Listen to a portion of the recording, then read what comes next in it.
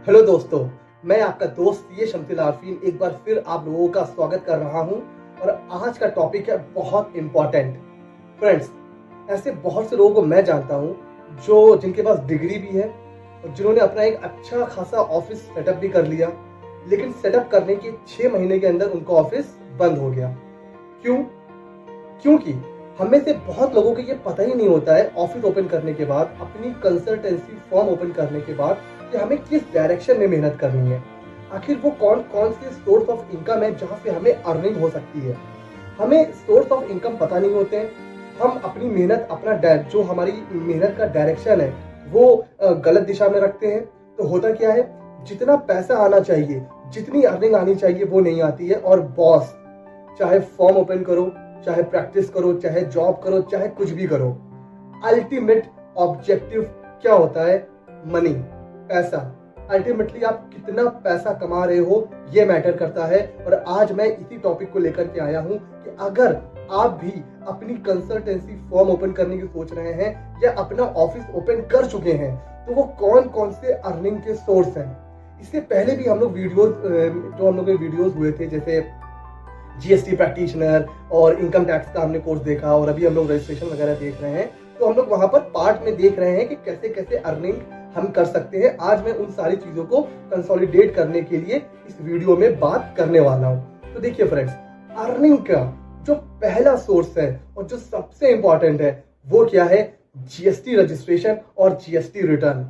जी हाँ फ्रेंड्स, जब आप किसी का जीएसटी रजिस्ट्रेशन करते हैं तो ऐसा नहीं है रजिस्ट्रेशन करने के बाद वो चला जाता है। एक बंदा, एक पर्सन जब जीएसटी में रजिस्टर्ड होता है तो उसको उसके बाद करवाना होता है हर मंथ जीएसटी रिटर्न फाइल। उसे हर मंथ जीएसटी रिटर्न फाइल करवाना होता है। वो कौन करेगा? वो हमारे और आप जैसे जो जीएसटी प्रैक्टिशनर होते हैं, सीए होते हैं, लॉयर होते हैं, वही करते हैं। तो जीएसटी रजिस्ट्रेशन, उससे आप अर्निंग कर सकते हैं। और जीएसटी रिटर्न्स जो हर मंथ आपको देता है रिकरिंग नेचर ऑफ इनकम। तो मैं अगर बात करूं तो जो मेट्रो सिटीज है, दिल्ली, मुंबई, कोलकाता, इन सब जगहों पर, तो यहाँ पर जो रेट चल रहा है जीएसटी रजिस्ट्रेशन को, तो आप मतलब मान सकते हो कि 3,000 से 5,000। और अगर मैं बात कर रहा हूँ normal cities other than metro city, तो वहाँ 1,000 से 3,000। तो मैं एक एवरेज लेके चल रहा हूँ। कहीं पर भी आप अपना ऑफिस ओपन करिए तो आप 1,000 से 3,000 के बीच में जीएसटी रजिस्ट्रेशन का चार्ज कर सकते हैं। कितना? 1,000 से लेकर 3,000 के बीच में। ठीक है सर, ये हो गया रजिस्ट्रेशन का। सर, हम रिटर्न का कितना पैसा चार्ज कर सकते हैं? तो वहां भी डिपेंड करता है कि आप कौन सी सिटी में हैं और जो आपका क्लाइंट है उसका काम कैसा चल रहा है। ठीक है, तो यहाँ भी मैं एवरेज अगर मान के चलूं तो 1,500 से लेकर 3,000, 4,000 ये है मंथली रिटर्न फाइलिंग फीस। ठीक है, तो मैं इसको भी एवरेज निकाल के मैं मान के चल रहा हूं कि आप 1,500 रुपए महीना चार्ज करेंगे।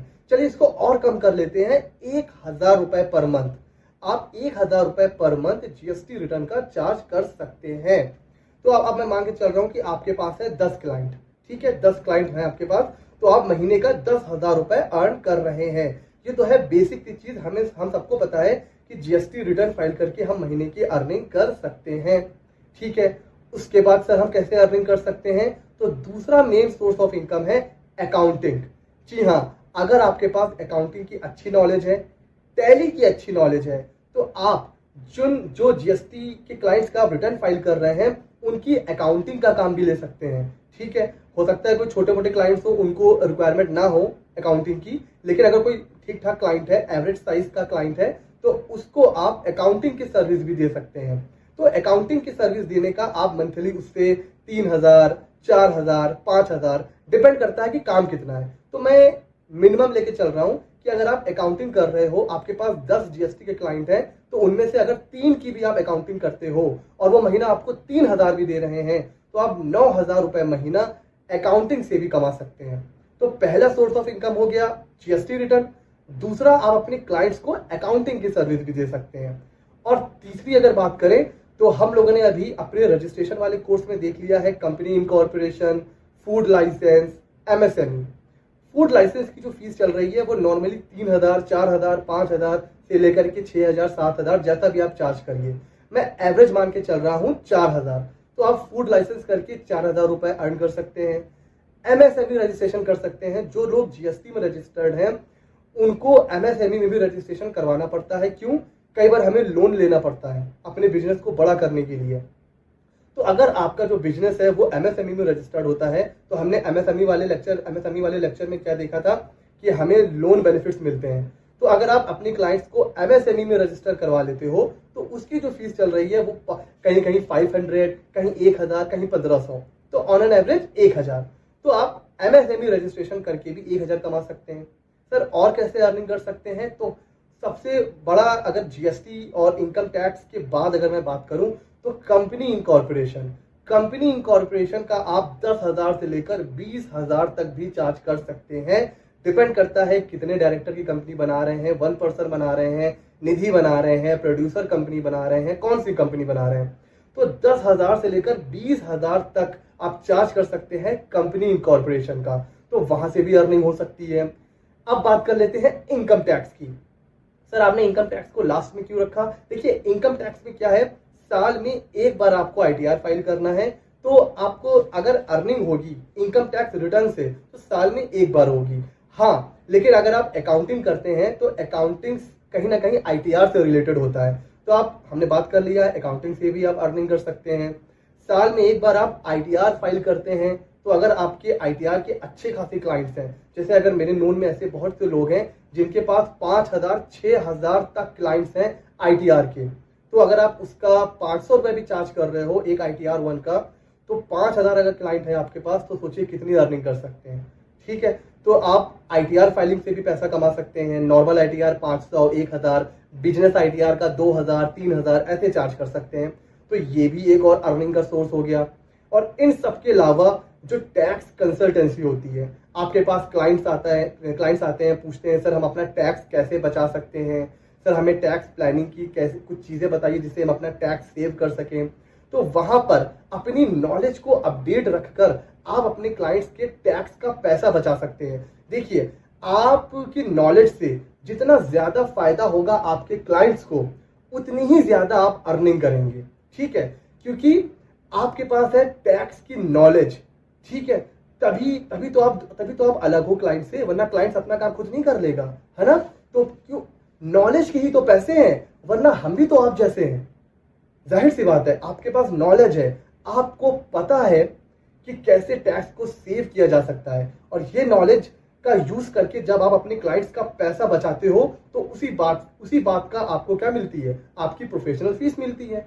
तो आप इससे भी पैसा कमा सकते हो। तो आप समझ रहे हो ना, आपको एक क्लाइंट से कैसे कैसे काम आ सकता है। पहले आपने उसका कंपनी इनकॉर्पोरेशन करवाया, 10-12 हजार ले लिया, फिर उसका जीएसटी में रजिस्ट्रेशन करवाया, 1,500-2 हजार रुपए ले लिया, फिर हर महीना उसका जीएसटी रिटर्न फाइल कर रहे हैं, 1,000 रुपए ले लिया, साल में उसका आईटीआर फाइल किया, 2,500 रुपए ले लिया, उसकी एनुअल फाइलिंग करी, 10,000 ले लिया। तो एक अच्छा क्लाइंट आपको साल भर अर्निंग देता रहता है। समझ रहे हैं आप कैसे आप एक क्लाइंट्स को कन्वर्ट कर सकते हैं दूसरे रजिस्ट्रेशन में। एक कंपनी इनकॉर्पोरेट हुई, उसका पैसा लिया, उसका जीएसटी में हुआ रजिस्ट्रेशन, उसका पैसा लिया, जीएसटी के बाद जीएसटी रिटर्न फाइल कर रहे हैं, उसका पैसा लिया, और रिटर्न के बाद साल में एक बार आईटीआर फाइल किया, उसका पैसा, एनुअल फाइलिंग का पैसा। मतलब एक क्लाइंट ने साल भर में आपको 50,000 रुपए तक की अर्निंग दे दी। एक क्लाइंट साल भर में 50,000 रुपए तक आपको पैसा दे सकता है। ठीक है, आई होप काफी चीजें यहां पर क्लियर हो गई होंगी कि अगर आप अपनी फर्म ओपन करना चाह रहे हैं तो अब आपको आई होप क्लियर हो गया होगा कि आपको किस डायरेक्शन में मेहनत करनी है, वो कौन कौन से सोर्स हैं इनकम के, वो कौन कौन से क्लाइंट्स हैं जिनके ऊपर आपको मेहनत करनी है, और कैसे अर्निंग करनी है। सिर्फ ये नहीं कि आपके पास डिग्री आ गई और आपके पास पैसा है तो आपने बहुत अच्छा ऑफिस ओपन करके बैठ गए, नहीं। आपको पता होना चाहिए कि किस डायरेक्शन में मेहनत करनी है, कहां से क्लाइंट्स बनेंगे, क्लाइंट्स के कौन कौन से काम करके हम पैसे कमा सकते हैं। तो आई होप आज काफी चीजें आपको क्लियर हो गई होंगी। फ्रेंड्स, इसी तरीके के इंफॉर्मेटिव वीडियोस के लिए मेरे चैनल को सब्सक्राइब कीजिए। मिलते हैं अगले नॉलेजेबल वीडियो के लिए। और हाँ, वीडियोस अगर अच्छे लग रहे हो तो नीचे लाइक का बटन है, लाइक करिए। चैनल को सब्सक्राइब नहीं किया है तो भाई तुरंत अभी सब्सक्राइब कीजिए। मिलते हैं अगले वीडियो में।